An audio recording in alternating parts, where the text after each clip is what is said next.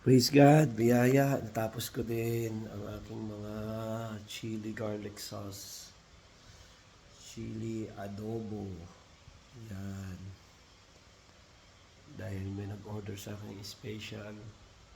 So, dinamihan ko na. May chili garlic sauce. Yan o. Actually dito, ang style ko dito sa hindi ko na videohan yung paano ko paggawa eh. Sobrang busy na wala na sa isip ko. Ito yung tinatawag ko ng chili garlic with ginger adobo style. Kasi kaya sinabing adobo style dahil kahit kanin lang pwede nang iulam.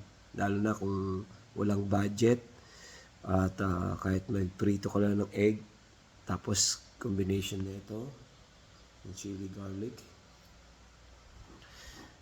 pwede na mapaparami ang kain mo, mapakamay ka.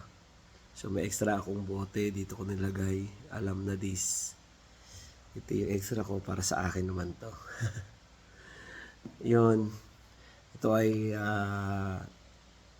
actually matagal ko na itong ginagawa kaso madalang na yung pag-order, konti pa lang umu-order. Kaya konti-konti pa lang din yung ginagawa ko.